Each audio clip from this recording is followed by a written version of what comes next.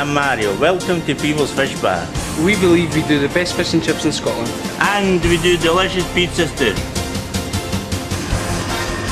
And the best ice cream you've ever tasted. Come in and see us anytime.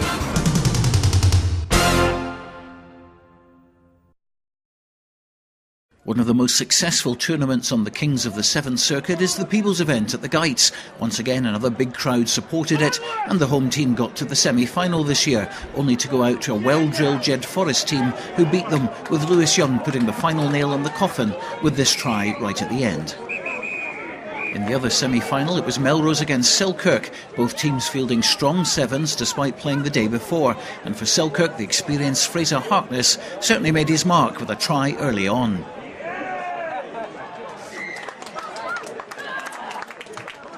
And it wasn't too long before he got on the score sheet again with a blistering run, going outside Scott White to touchdown.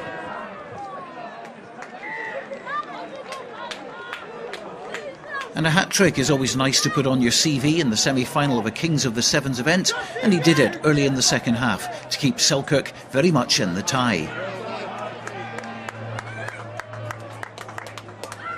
But Callum Anderson knows a thing or two about scoring tries, particularly at the Geights, and the Melrose winger, who used to play for Peebles of course, scored a number of tries early in the tournament and had a chance to score another one in this game. After skipping past a couple of tacklers, he was always going to get in between the posts. And a few moments later, another chance for Melrose. It's always important, of course, in Sevens rugby to have plenty of support. And when Scott White was stopped in his tracks, there was Graham Dodds to take the ball on. And when he couldn't go any further, there was Callum Anderson to take the pass at pace, and no one was going to stop him. It gave Melrose the victory and set up a final between them and JEDFOREST. And we join that final now. At the start, your commentators for this one, Stuart McFarlane and first Stuart McCulloch. It's going to be Melrose to kick off from left to right, and remember it's 10 minutes each way in this final. So Melrose, through the boot of Scott White, will get this final underway. It's a high kick-off from Scott White. John Dale contests and knocks it back. Well won. Craig Jackson then picks it up, feeds it out to Scott White on the left-hand side. Callum Anderson on the halfway line for Melrose, trying to find a gap. Can he go through it? No, tackled well though by young Chris Laidlaw. Laidlaw fighting hard to take him down. He eventually goes down as Lewis Young in there, but it's Scott White that wins the race. It comes out then to Alan Dodds, picked up on the halfway line by Jamie Murray. Back to Alan Dodds. Dodds then, where's he going to go? Feeds it back inside to John Dale. Dale then under pressure from Darren Gillespie, but it's Dodds who picks up now. Dodds turns on the burners. Alan Dodds here for Melrose, going right through. He's been chased all the way by Hogg. Oh, Robert Hogg misses him. Ross Goodfellow, good bit of work there from Alan Dodds, but good work from Ross Goodfellow as well, who just marshals him out into the left-hand corner. But it's first blood to Melrose in this final. Good bit of running there from Alan Dodds. It's Melrose 5, it's JEDFOREST 0.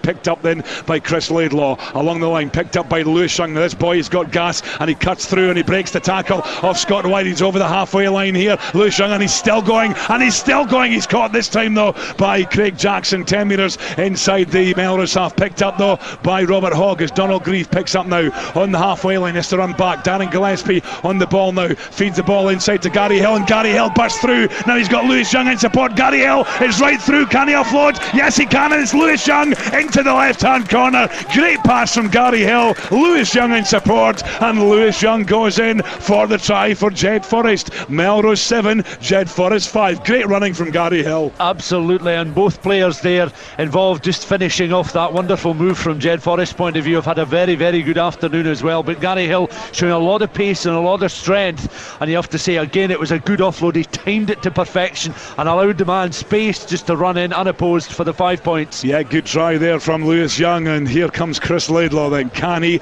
convert that? Lewis Young tries on the 22 metre line. I'll tell you what, that's not a bad effort from Laidlaw, and he's smacked it right between the uprights, and it's all square into this final then. It's Melrose 7, it's JEDFOREST 7. Holding on again as Alan Dodds takes the quick one out to his brother Graham Dodds. Graham Dodds again trying to find the space on that JEDFOREST 22. It's picked up though by Callum Anderson. Anderson along the line, good pass to Alan Dodds. Dodds is right through the middle. He's not going to be caught, and it's Alan Dodds right through the middle for Melrose, and it's Melrose 17, it's JEDFOREST 7.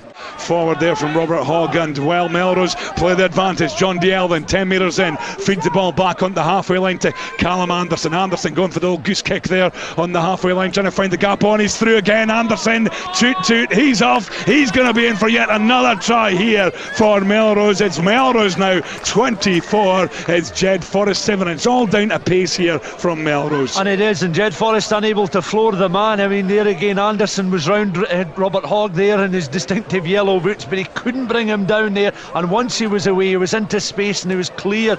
Jed at the moment really are getting no time on the ball whatsoever, but they've got a penalty here.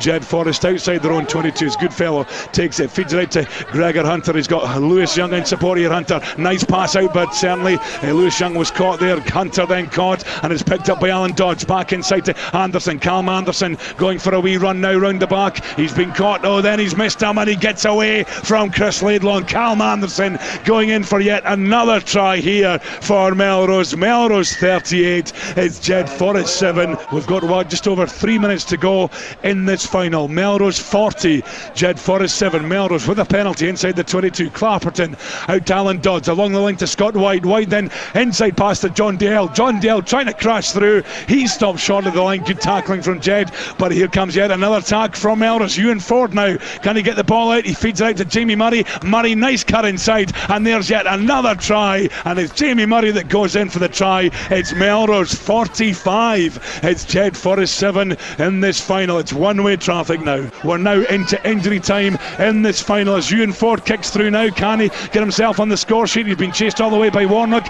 feeds it into Malcolm Clapperton, and Clapperton's going to go all the way for Melrose, and that's going to put it up to Melrose 52, it's JEDFOREST 7. Well, it's been a masterclass from Melrose in this final. The referee, I'm sure, is he going to blow for full time? We've played the 10 minutes in this second half. If this conversion goes over, well, Scott White just walking up, does he put it over? Yes, he does. Melrose 54, JEDFOREST 7, and it's all over here at the Guides. Well played, Melrose. Yeah, as you say, masterclass from Melrose in how to play the abbreviated game, and right from the very outset against Boroughmuir in the first round, they were determined, they were focused, they wanted to hold on to the title, retain the title that they won, of course, back in 2009.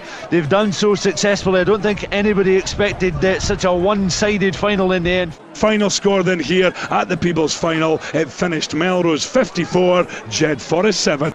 Terrific effort, isn't it, from the boys? I mean, they were at Murrayfield yesterday, obviously heads down, and yet you got yourselves up and supported the People's Tournament. Fantastic. Yeah, no, that's it's pretty gutting yesterday, getting beaten by Ayr.